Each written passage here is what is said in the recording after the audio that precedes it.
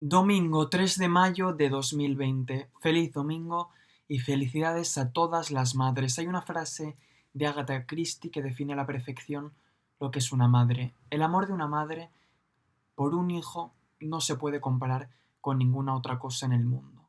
No conoce ley ni piedad. Se atreve a todo y aplasta cuanto se le opone. Las madres son las únicas santas que tienen el cielo ganado. Hacen milagros como curar con un beso, aparecen siempre que lo necesitas y sobre todo te quieren como no lo va a hacer nadie en tu vida. Así que hoy este programa va por ellas, por las que están cerca, por las que están lejos, por las que son, por las que están, por las que serán y por las que no están, pero nos siguen cuidando. Buenas tardes, esto es El Perro Guardián. Comenzamos. En Inforradio, El Perro Guardián, con Jorge Barranco. Buenas tardes a todos, hoy se une al Perro Guardián para comentar toda la actualidad informativa el historiador Cristian Escribano. Buenas tardes. Hola, buenas tardes, Jorge. Cristian, vamos a empezar hablando de José Luis Martínez Almeida, que está siendo uno de los protagonistas en estas semanas de cuarentena. Prácticamente la gran mayoría le ha apoyado en la gestión que ha llevado y está llevando en Madrid. El alcalde de Madrid está arrasando en las encuestas, rozando la mayoría absoluta. Quiero saber tu opinión, porque además Almeida ha reconocido haber tenido algún que otro error, por ejemplo, con lo que pasó en IFEMA hace unos días. Almeida y Ayuso han pedido perdón por las escenas de aglomeración de decenas de personas en IFEMA con mascarillas. Efectivamente, yo creo que Almeida es el político que pide la gente. Es decir, es un tipo de político que gestiona, pero es un tipo de político muy humano, porque no tiene miedo a rectificar cuando se equivoca. Estamos muy acostumbrados aquí en España a los políticos pues pretenciosos, a los políticos que nunca admiten ninguna culpa ni admiten ningún fallo. Y nos hemos encontrado con que Martínez Almeida, una persona que llegó a la alcaldía de Madrid casi sin esperárnoslo, porque quedó segundo en las elecciones, pero que desde el momento en el que accedió a la alcaldía no ha dejado de ser una caja de sorpresas. Martínez de Almeida, si hay que decir quién ha sido el mayor gestor de esta crisis, sin duda alguna es él, porque se ha revelado como un político de éxito, un político de gestión, un político con un talante alabado por todos los alcaldes de Madrid desde la transición, incluyendo a Manuela Carmena. O sea, es un político que ha demostrado ser uno de los pocos políticos que merecen el título de político 100%. Vamos con otro tema que ha levantado muchas ampollas. El presidente del gobierno advierte de que todas las ayudas económicas se suspenderán si el Congreso rechaza la prórroga de la medida de excepción y anuncia que el uso de mascarillas será obligatorio en el transporte público.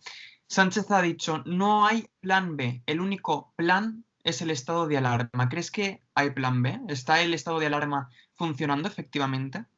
No hay plan B porque ni siquiera hay un plan A efectivo.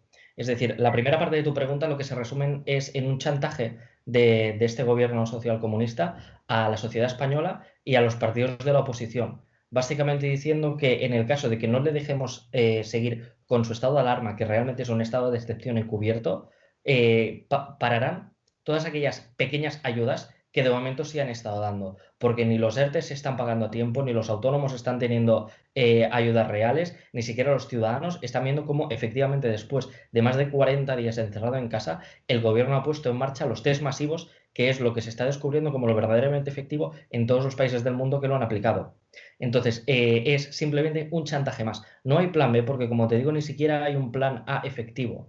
Tenemos el gobierno más caro de la historia, no solo en cuanto a lo que cobran el Consejo de Ministros, que es el más extenso de toda la democracia, sino en cuanto a asesores, en cuanto a gasto público para consejos de administración de cada ministerio. Es una pasada lo que llegamos a tener, ayudas, subvenciones, chiringuitos, y no son ni siquiera capaces, no de tener un plan B, que vamos, sería de cajón tener un plan B por si acaso el plan A en una emergencia sanitaria falla, sino que ni siquiera están teniendo efectividad en el único plan que tiene el gobierno, que es en tenernos confinados. Su único plan es tener a la gente confinada en casa, más allá de cualquier cosa, y hacer un chantaje a la oposición para que le apruebe su estado de alarma sin tener ningún tipo de problema. Recojo unas declaraciones que hizo ayer Pedro Sánchez, que por qué pedimos una prórroga del estado de alarma por 15 días y no por un mes o dos, porque queremos rendir cuentas, dialogar periódicamente. ¿Es esto cierto? Si de verdad quisieran rendir cuentas, abrirían el debate en el Parlamento. No simplemente llevarían cada 15 días su decreto de estado de alarma. Porque lo que están haciendo, como te digo, Jorge, es un chantaje continuo tanto a la oposición como al pueblo español. ¿Por qué? Porque no tienen efectividad en nada. En ese sentido, lo que están haciendo con esta mentira, porque no deja de ser una mentira, porque tanto la Constitución como la Ley Orgánica prevén que sea cada 15 días que se tiene que presentar el estado de alarma para que lo vote el Congreso, aparte de mentir sistemáticamente, porque Pedro Sánchez es un mentiroso patológico y se está demostrando semana tras semana, lo que está haciendo este gobierno simplemente es intentar tirar para adelante y aguantar con estos poderes especiales que le dan el estado de alarma el máximo tiempo posible, porque sabe que en el momento en el que el estado de alarma se levante, las calles van a arder en su contra. Claro, yo tengo entendido, he estado leyendo, que no es por un motivo de transparencia, sino que hay un artículo, el 116 de la Constitución y la Ley Orgánica 4/1981, que le obliga, ¿no?, a que sea cada 15 días. Efectivamente, pero estamos acostumbrados a sus mentiras. Todavía nos está contando que somos el octavo país en cuanto a test realizados, según la OCDE, y la OCDE a las 24 horas de soltar esa mentira ya lo desmintió. Este gobierno se sostiene simplemente por la mentira sistemática. En ese sentido, si de verdad quisiera ser realmente un gobierno transparente, no hubiera cerrado el portal de transparencia desde el mismo momento en el que aplicó el estado de alarma y dejaría que los españoles supiéramos, por ejemplo, a qué proveedores está contratando la compra de EPIs, la compra de test, la compra de EPIs y test fallidos. Y podríamos pedir explicaciones de por qué se contratan a ciertas empresas que la prensa ya se está encargando de averiguar y por qué esas empresas o están investigadas por estafa o son empresas cuyo domicilio social tenemos desconocido. Es decir, es mentira tras mentira. Este no es el gobierno de la transparencia, es el gobierno de la mentira. ¿Cómo valorarías la gestión del PSOE en general con todo el tema del coronavirus? Si tuvieras que poner una nota del 1 al 10. Bueno, yo creo que los españoles, más allá de las cifras manipuladas del CIS, son perfectamente conscientes de que es nefasta. O sea, no te puedo decir un número porque te diría 0, pero no es propio, porque hay una ministra que es Margarita Robles que realmente está poniendo las notas de dignidad que a este gobierno le faltan, pero la gestión del gobierno, liderado por Pedro Sánchez y Pablo Iglesias, es nefasta. No solo porque somos líderes en muertes por millón, porque tenemos el mayor número de sanitarios contagiados del mundo, o porque tenemos la mayor bajada del PIB previsible para la Unión Europea, sino porque tenemos un gobierno que miente y que está mucho más preocupado por intentar implantar una censura y por intentar meter a Pablo Iglesias en el CNI que por intentar salvar vidas de los españoles. En ese sentido yo te digo que es nefasta. Y los españoles, en cuanto tengan la posibilidad de ir a las urnas, que yo espero que sea dentro de bien poco, se lo van a dejar bien claro a Pedro Sánchez. Hay mucha gente que manifiesta que el PSOE como que se apropie de lo público, aleccione de lo público y muestran las cifras devastadoras que dejó Zapatero en su momento.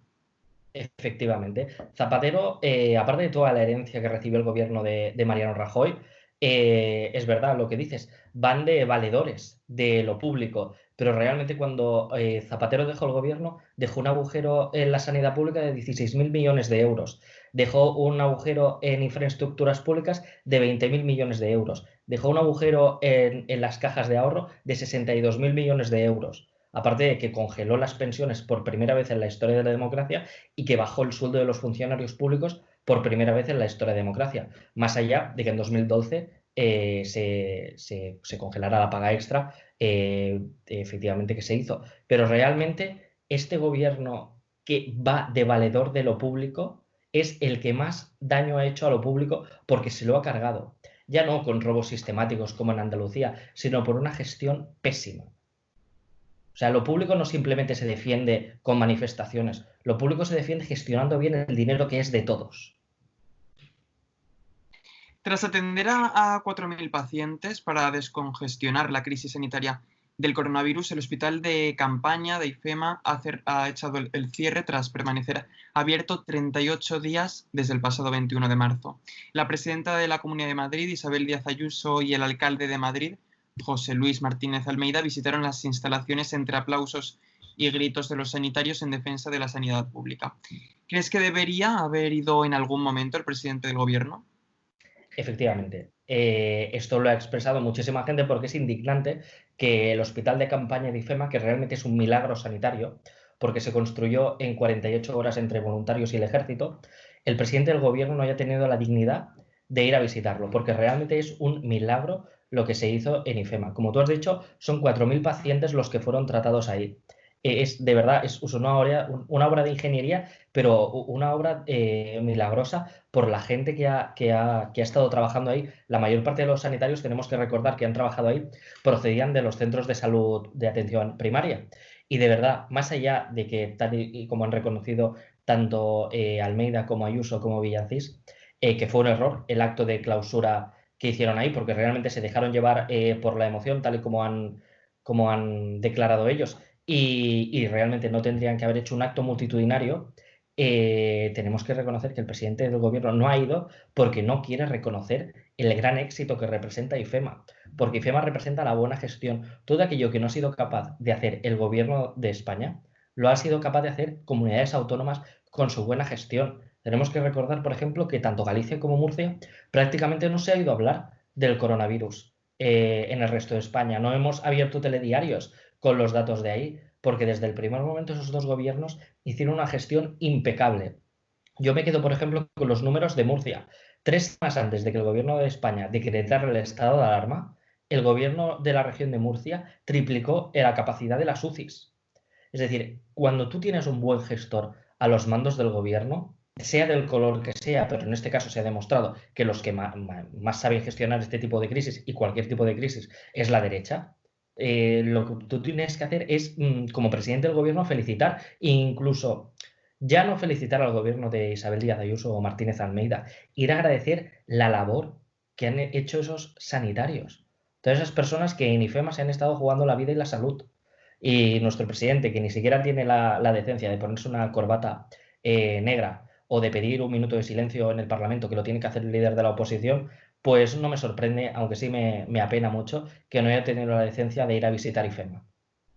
En medio de toda la crisis del coronavirus, Sánchez lleva a la cumbre de la Unión Europea una posición ambiciosa pero negociable con Merkel. España propone un fondo europeo de 1,5 billones con deuda perpetua. ¿Qué opinas de esta proposición?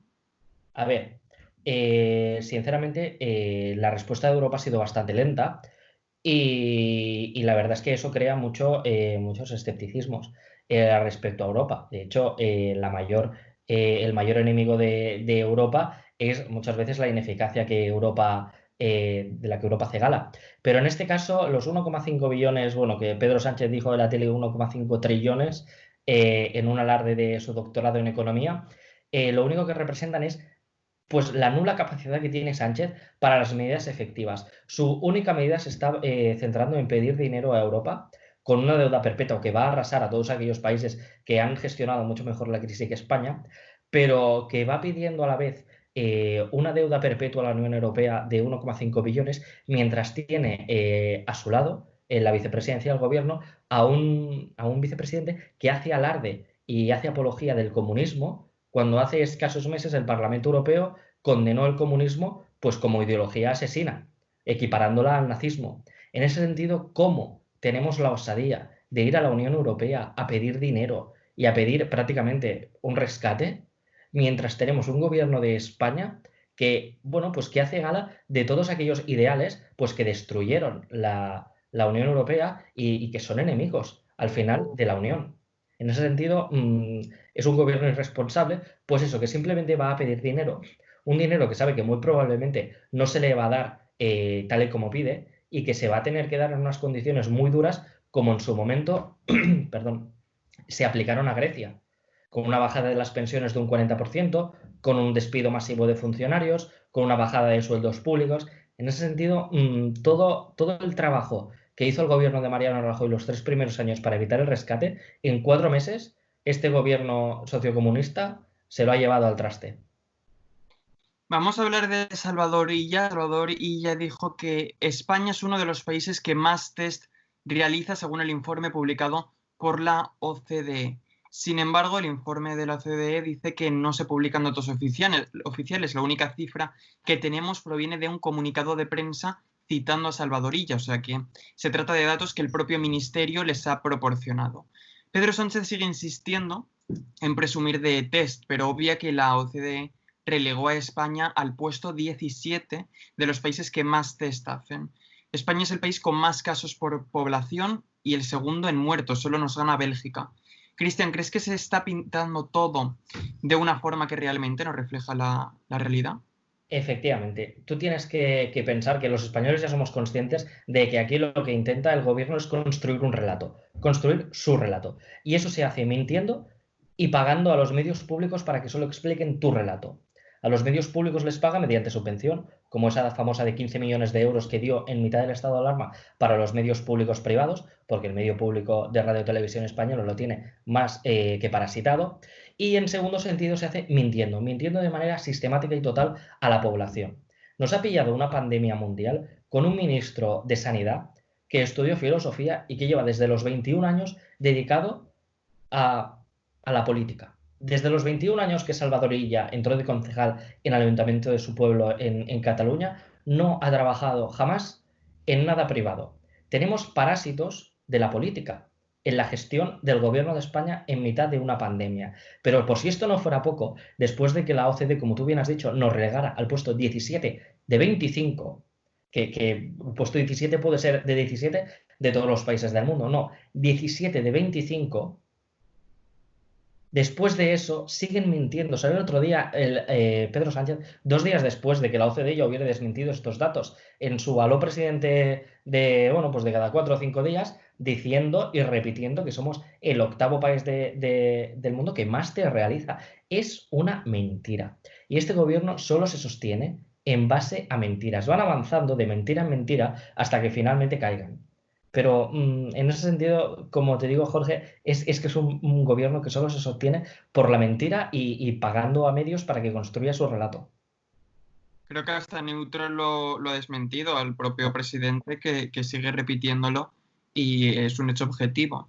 Quiero hablar contigo de Jorge Javier Vázquez. Hace unos días fue trending topic por un enfado contra Antonio Montero por pedir que se cuestionase a Pablo Iglesias igual que a Alfonso Merlos.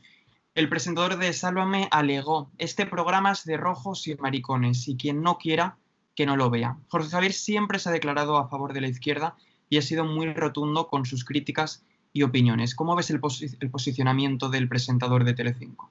Sinceramente, a mí tanto la tendencia política como las preferencias sexuales de cualquier persona me dan igual, porque nosotros no tenemos que meternos en eso como ciudadanos libres. Pero lo que sí que es reseñable es que de repente, de la noche a la mañana, Jorge Javier Vázquez se convirtió en el ídolo de la izquierda. La izquierda lo hizo trending topic durante 3 o 4 días y realmente es porque Jorge Javier y su comportamiento se corresponden a todo aquello que la extrema izquierda anhela. Porque Jorge Javier Vázquez es una persona histriónica, es una persona que habla para incultos, es una persona que simplemente, cuando no le gusta algo, a sus colaboradores les quita la palabra, como se vio en su programa. En ese sentido, pues es en su programa una especie de pequeño dictador.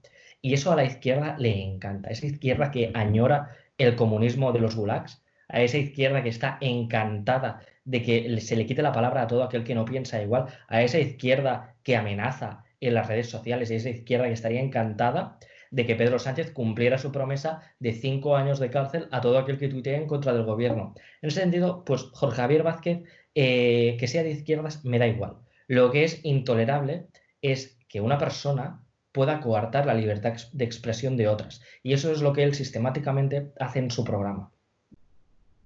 Vamos a hablar de las lágrimas de Ayuso en la misa por los más de 20.000 muertos del coronavirus en España. La presidenta madrileña pidió por escrito días atrás intervenir en primer lugar en la conferencia de presidentes para asistir con el alcalde de la capital a una ceremonia en la Catedral de la Almudena. ¿Por qué han sido tan criticadas las lágrimas de Ayuso? Bueno, les parece que la derecha no pueda llorar. Parece que todas aquellas personas que seamos de derechas, implícitamente ya no tenemos sentimientos, que solo es la izquierda y sus vasallos los que tienen el monopolio, pues, de los sentimientos. En ese sentido, es algo que siempre se ha dado. Es decir, cuando a nosotros nos han hecho scratches, era jarabe democrático, pero cuando los scratches se le han hecho a ellos, eran actos intolerables de vandalismo. En ese sentido, igual que la derecha en pleno, tuvo la decencia y tuvo cariño hacia Margarita Robles cuando se le rompieron sus palabras en IFEMA, recordando a todos, perdón, en IFEMA no, en el Palacio del Hielo, recordando a todos aquellos que habían fallecido y dando gracias a la labor del ejército que no los había dejado ni una noche solos a nuestros muertos.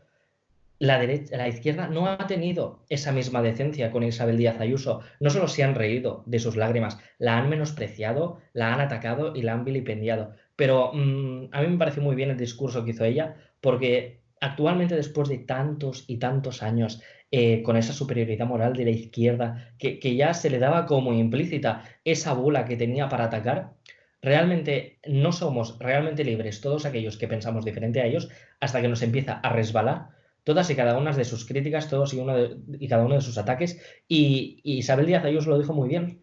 Nos dan igual sus ataques, nos dan igual sus risas, porque ellos ya no tienen ese poder de hacer daño o de hacer que dejemos de llorar o que dejemos de pensar diferentes. Se ha acabado. Vamos con el último tema, vamos con Fernando Simón, que dice que España no necesita test masivos. Sin embargo, la Organización Mundial de la Salud repite continuamente que la única forma de control eficaz de la pandemia es con los mismos test. ¿A qué crees que se deben estas palabras de Simón? Pues mira, sinceramente no sé qué tiene Fernando Simón en la cabeza, pero como tú bien has dicho, la estrategia que plantea la OMS para todos los países que están sufriendo la pandemia son 3 palabras: test, test y test. En ese sentido, que la persona responsable de dar la cara y de gestionar esta pandemia diga que en nuestro país no es necesario, realmente solo responde a un motivo: que son incapaces de comprar test efectivos. Estamos viendo cómo sanitarios se quejan de que los test que les llegan a sus centros de salud son defectuosos, así como las mascarillas, que los test que les están realizando tienen un 30% de efectividad, que los test son test fakes, que tienen que devolverlos, que luego nos los traen de nuevo y vuelven a estar mal. Es decir, no es que España no necesite test masivos, es que España necesita un gobierno capaz de comprar esos test. Y como el gobierno, como hemos dicho al principio, es un gobierno total y absolutamente incompetente, que no sabe ni siquiera comprar unas puñeteras mascarillas, no es ni siquiera capaz de comprar tampoco test. En ese sentido, por supuesto, que necesitamos test masivos, porque es la única solución para poder ir aislando a aquellas personas que siguen contagiadas por coronavirus y poder dejar salir a la calle a aquellas personas que no están infectadas, que es la solución que están implantando todos los países que ya están pudiendo salir de esta pandemia. Pero como el gobierno es incapaz de hacer siquiera una puñetera compra de test, seguimos 40 días después encerrados y pudiendo salir gradualmente, que como el gobierno ya ha admitido, es más que probable que haya un rebrote. Pues ya lo has dicho, muchas gracias, Cristian Escribano, por acudir al Perro Guardián. Ha sido un placer. Faltaría más, Jorge. Muchísimas gracias. Me gusta tu programa. Gracias. Hasta luego. El Perro Guardián. Pues hasta aquí el 6º capítulo del Perro Guardián. Creo que ha sido muy interesante esta charla con Cristian Escribano y nosotros nos vemos en el próximo programa. Hasta entonces, que pasen una buena semana y un abrazo. En Inforradio, El Perro Guardián, con Jorge Barranco.